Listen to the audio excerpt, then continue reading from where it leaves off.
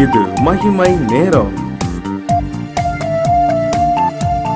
பிதாவாகிய தேவனாலும் கர்த்தராகிய இயேசு கிறிஸ்துவினாலும் உங்கள் எல்லாருக்கும் கிருபையும் இரக்கமும் சமாதானமும் உண்டாவதாக. மறுபடியுமாக இந்த மாதத்திலே நம்மை சந்திக்க செய்த தேவாதி தேவனுக்கு சகல துதியும் கனம் மகிமையும் உண்டாகட்டும். செய்திக்கு முன்னால நாம் ஜெபித்து ஒரு வேத பகுதியை வாசித்து ஆண்டவருடைய வார்த்தைகளை கேட்கலாம். ஜெபம். சர்வ வல்லமையுள்ள எங்கள் நல்ல தகப்பனே, இந்த நல்ல நாளுக்காக உம்மை நாங்கள் ஸ்தோத்தரிக்கிறோம் ஸ்தோத்தரிக்கிறோம் ஸ்தோத்தரிக்கிறோம் ஸ்தோத்தரிக்கிறோம்ப்பா. நீர் கிருபையும் இரக்கமும் மிகுந்தவர், நீதி நியாயமுள்ள தேவன். ஏசப்பா, இந்த நாளிலே நாங்கள் எல்லாரும் ஒருமனப்பட்டு உம்முடைய முகத்தை நோக்கி பார்க்கிறோம். உம்முடைய வார்த்தைகளை நாங்கள் தியானிக்கும் முன்பாக உம்முடைய கிருபையை கேட்டு நாங்கள் ஜெபிக்கிறோம். எங்கள் எல்லாருக்கும் உம்முடைய வார்த்தைகளை ஏற்றுக்கொள்ளுகிற ஒரு திறந்த உள்ளத்தை நீ தர நாங்கள் ஜெபிக்கிறோம். ஆவியானவரே, இந்த வார்த்தைகளை கொண்டு நீர் எங்கள் எல்லாரோடும் இடைப்பட நாங்கள் ஜெபிக்கிறோம். நான் உன் வாயோடே இருந்து நீ பேச வேண்டியதை உனக்கு போதிப்பேன் என்று சொன்னீர். ஏசப்பா, எனக்கும் ஏற்ற வார்த்தைகளை நீர் என் வாயிலே தர நான் ஜெபிக்கிறேன்.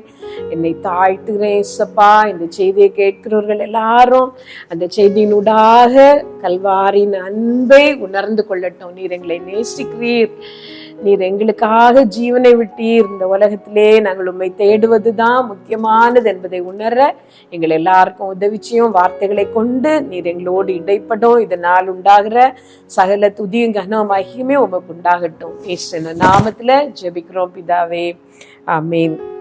இன்னைக்கு செய்திக்கு ஆதாரமாக நான் எடுத்துக்கொண்ட வேத வசனம் லூக்கா 12ஆம் அதிகாரம் 15வது வசனம். பின்பு அவர் அவர்களை நோக்கி, பொருளாசை குறித்து எச்சரிக்கையாயிருங்கள். ஏனெனில் ஒருவனுக்கு எவ்வளவு திரளான ஆஸ்தி இருந்தாலும் அது அவனுக்கு ஜீவன் அல்ல என்றார். இந்த வாரத்தின் தொடர் செய்திகளாக பணமும் தெய்வ பக்தியும், பணமும் ஆவிக்குரிய வாழ்க்கையும் என்கிற தலைப்பிலே நாம் தியானிக்க போகிறோம். நாம் இன்று வாசித்த அந்த வேத பகுதியிலே இயேசு கிறிஸ்துவிடம் ஒருவன் வந்து, ஆண்டவரே, எனக்கும் என் சகோதரனுக்கும் இருக்கிற அந்த பிரச்சனை, எங்கள் சொத்து விஷயத்திலே எங்களுக்கு இருக்கிற அந்த பிரச்சனையிலே நீர் தலையிட்டு நீர் நியாயாதிபதியாக இருந்து எனக்கு வர வேண்டியதே எனக்கு பெற்று தர வேண்டும் என்று சொல்லி ஆண்டவரிடம் விண்ணப்பம் பண்ணுகிறான்.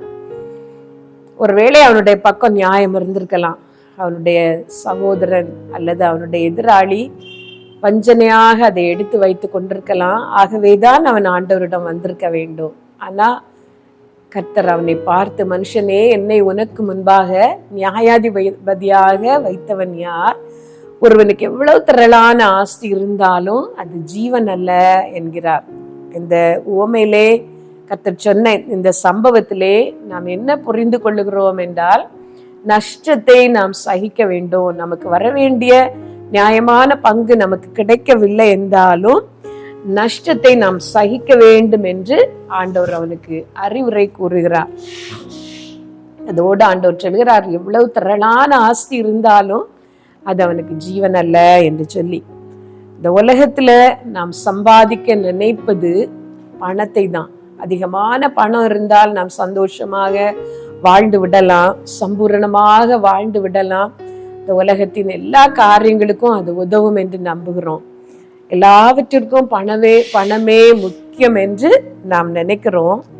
ஆகவே இந்த உலக வாழ்க்கையில எப்படியாவது நாம் சம்பாதித்து விட வேண்டும், பணத்தை நாம் இழந்து போகக்கூடாது, நஷ்டப்படக்கூடாது என்பதுதான் நம்ம எல்லாருடைய எண்ணமும். அதற்காகவே நாம் பிரயாசப்படுகிறோம். ஆனால் நாம் பார்த்த இந்த சம்பவத்திலே அந்த மனிதனுக்கு தேவனோடு இருந்த இயேசு கிறிஸ்துவோடு இருந்த அந்த காரியத்தை, இயேசு கிறிஸ்துவோடு அவன் சொன்ன அந்த காரியத்திலே இயேசு அவனுக்கு சாதகமான ஒரு பதிலை சொல்லவில்லை. நீ நஷ்டத்தை பொறுத்து கொள் என்று சொன்னார். ஏனென்றால் எவ்வளவு திரளான ஆஸ்தி இருந்தாலும் அது ஜீவன் அல்ல. இதை விட முக்கியமான ஒரு காரியம் இருக்கிறது, அதற்காகவே நீ பிரயாசப்பட வேண்டும் என்று சொல்லி வேதத்துல நாம் பார்க்கும் பொழுது,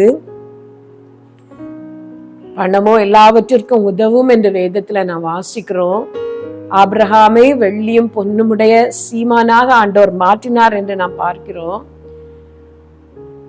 ஐஸ்வர்யத்தை தருவது, ஐஸ்வர்யமும் கனமும் அவரால் வருகிறது என்று நாம் பார்க்கிறோம். செல்வ செழிப்பும் ஐஸ்வர்யமும் அவரிடத்திலிருந்தே நமக்கு வந்தாலும் அவரே நமக்கு தருகிறார்.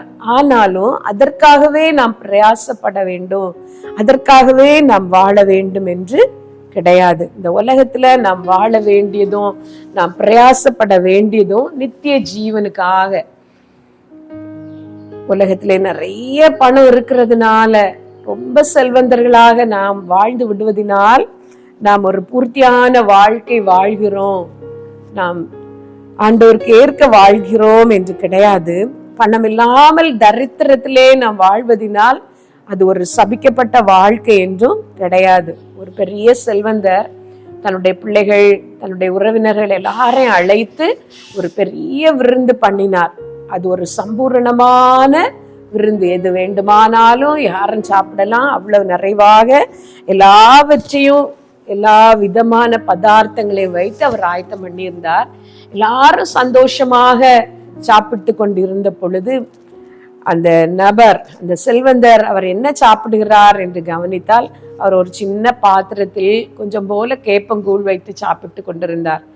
அவருடைய உறவினர்கள் கேட்டார்கள், எங்களுக்கு எல்லாம் இவ்வளவு சம்பூரணமாக தந்துவிட்டு நீங்கள் ஏன் இதை சாப்பிடுகிறீர்கள், நீங்களும் செழிப்பாக சாப்பிடலாமே என்று சொன்ன பொழுது அவர் சொன்னார், எனக்கு அநேக வியாதிகள் இருக்கிறது, நான் இஷ்டப்படி எல்லாவற்றையும் சாப்பிட்டேனானால் நாளைக்கு நான் ஆஸ்பத்திரியிலே தான் போக வேண்டும், ஆகவே நான் இப்படி சாப்பிட்டால்தான் என்னுடைய சரீரத்துக்கு அது போதுமானது, நான் திருப்தியாக இருக்க முடியும் என்று சொல்லி. எவ்வளவு திரளான ஆஸ்தி இருந்தாலும் அது ஜீவன் அல்ல. அப்படியானால் இந்த உலகத்துல ஜீவன் என்று சொல்வது சம்பூர்ணமான வாழ்க்கை, நாம் சம்பாதிக்கிற ஒரு வாழ்க்கை என்று சொல்வது நித்திய ஜீவன். இந்த உலகத்திலே நாம் வாழும் போதே நித்திய ஜீவனை நாம் சம்பாதிக்க வேண்டும். ஏழைகளாக வாழ்கிறோமோ, பணக்காரர்களாக இருக்கிறோமோ, தரித்திரத்திலே நாம் இருக்கிறோமோ, எல்லாவற்றையும் செழிப்பாக அனுபவிக்கிறோமோ, அது பெரிய காரியம் கிடையாது. அது கர்த்தர் நமக்கு நியமித்தது. நாம் எப்படி வாழ வேண்டும் என்று ஆண்டவர் நமக்கு நியமித்தது. அதனூடாக நாம் சம்பாதிக்க வேண்டிய ஒரு காரியம் நித்திய ஜீவன். அந்த நித்திய ஜீவனை தர இயேசு கிறிஸ்து ஒருவரால் தான் கூடும். நாம் அதை எப்படி பெற்றுக்கொள்வது, எப்படி சம்பாதிப்பது என்று சொன்னால், இயேசு கிறிஸ்துவின் நாமத்தின் மேல் நாம் விசுவாசம் வைத்து அவரை ஏற்றுக்கொள்ள வேண்டும். அவராலே அன்றி வேறு ஒருவராலும் ரட்சிப்பு இல்லை என்பதை நாம் விசுவாசிக்க வேண்டும்.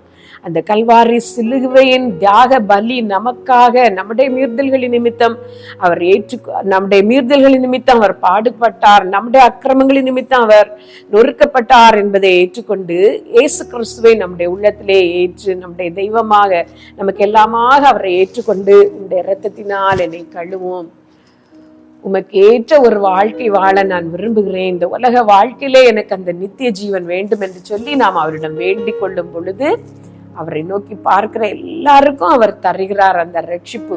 அவரை நோக்கி பார்க்கிற முகங்கள் வெட்கப்பட்டு போனதே இல்லை. அவரை கேட்கிற எல்லாருக்கும் அவர் தருகிறார். நீங்க செய்ய வேண்டியது அதுதான். ஆண்டவரே, நீர் எனக்கு தந்திருக்கிற இந்த உலக வாழ்க்கைக்காக உமக்கு ஸ்தோத்திரம், எனக்கு திருப்தியாக நீ தந்திருப்பதற்காக உமக்கு நன்றி, இல்லை நான் வறுமையிலே வாடுவதற்காகவும் உமக்கு நன்றி, இதனூடாக நீர் எனக்கு தர வேண்டிய அந்த மெய்யான ஆசீர்வாதம் அந்த நித்திய ஜீவன் தான். என்னை ஏற்றுக்கொள்ளும், என்னை உம்முடைய பிள்ளையாக மாற்றும், உம்முடைய கல்வாரியின் இரத்தத்தினால் என்னை கழுவும் என்று நீங்கள் கேளுங்கள். கர்த்தர் உங்களை ஆசீர்வதிப்பார்.